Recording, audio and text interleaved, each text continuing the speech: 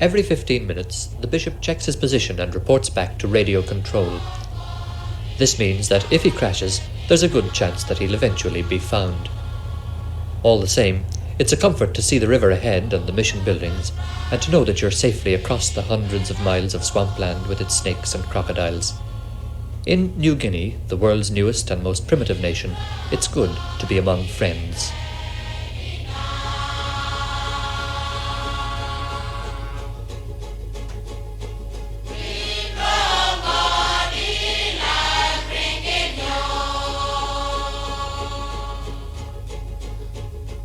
For more than 50 years, the territories of Papua and New Guinea were administered by their neighbour, Australia. In December 1973, they were granted internal self-government with complete independence to follow.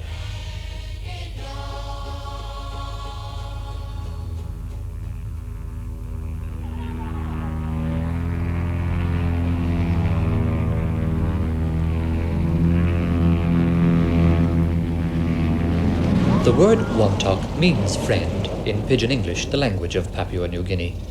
A friend is someone who speaks the same language, who talks the one talk, hence Wantok. These days, the people of New Guinea need all the friends they can get. With the coming of independence, many of the white people are leaving and others are planning to leave. But one group of people who are definitely planning to stay are the missionaries who in the last 50 years have penetrated into almost every corner of this remote and inaccessible country.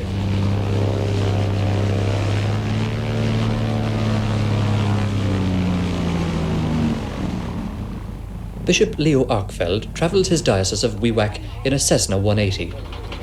In theory, he has 3 possible ways of getting to the parish of Conduanum, with its tin-roofed church and smiling children. One is by walking, which takes 3 weeks. One is by boat, which takes 3 days.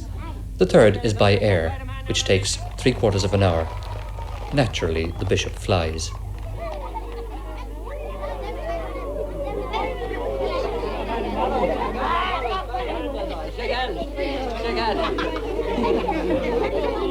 The welcome in each mission is carefully stage-managed by the parish priest, but it's genuine all the same.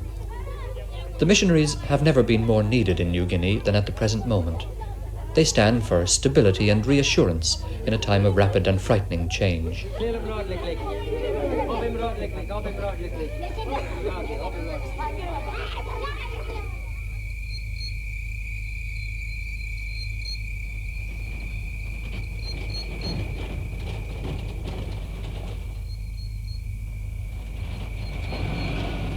Not all of the missions are as isolated as Conduanum. In the highlands, where there are no swamps, only mountains, some of them even have a road all the way to the front door.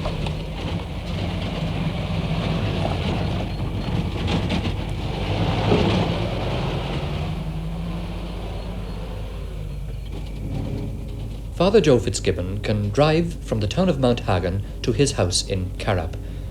The road is unsurfaced, rocky, and unsafe at any speed. The last stretch rises to 7,000 feet and passes over 104 bridges and culverts. But at least it's there. I don't think there is 20 yards of straight road on the way. So I find that the road demands my full attention. And I remember one occasion some months ago when, as I was driving along, I sneezed suddenly.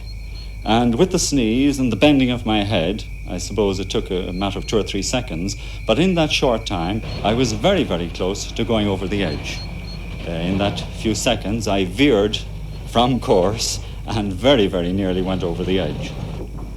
And then in the wet weather especially, the road definitely demands my full attention because there is a great danger of skidding. It's just an earthen surface, and with the rain it becomes very muddy and very slippery. So the road demands my full attention, and there is no time for thinking on the road, perhaps time for praying all right, but certainly no time for thinking and planning for the future.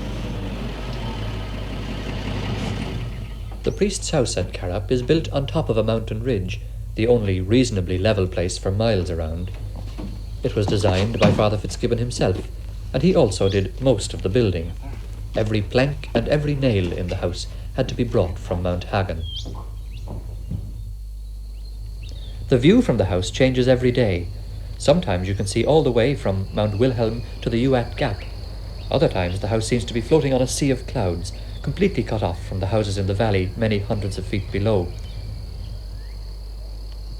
The people who live here were only discovered by the outside world during the 1950s, but this is nothing strange in New Guinea.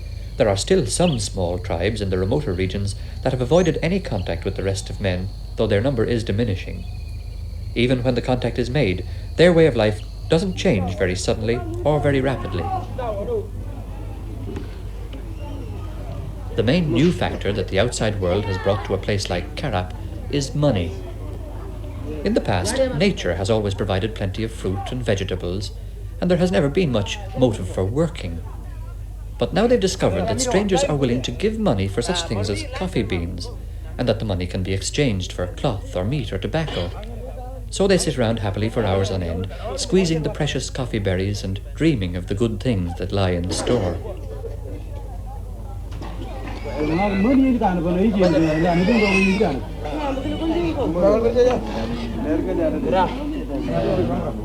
The New Guinea pig was once the main form of movable wealth in the country. But now that the people have become money conscious and anxious to buy goods from outside, the missionaries find themselves taking on a second job as wholesale traders. To support the mission here, it's necessary to run some kind of a trade store or a wholesale store. When I was in Ireland and when I heard that I was coming to New Guinea, I was told about these trade stores, and I strongly disapproved of it. And I could see no sense in the system, and I had never heard of it operating anywhere else before. So I felt in Ireland that if I came to New Guinea, I wouldn't approve of this. And arriving in New Guinea, my feelings were that this was a very unusual system. But I find that I have to have something to support myself. From the people here, the only support I get is what I get in the collection on Sundays, which is $2 to $3. But now I am asking them to build a new school here. In the past, the mission has always built the school, but now I am asking them to build the school. And so far, they have collected $350, and with that money, we have put up the framework of the school, and within the next few days, we hope to put the corrugated iron roof on the school.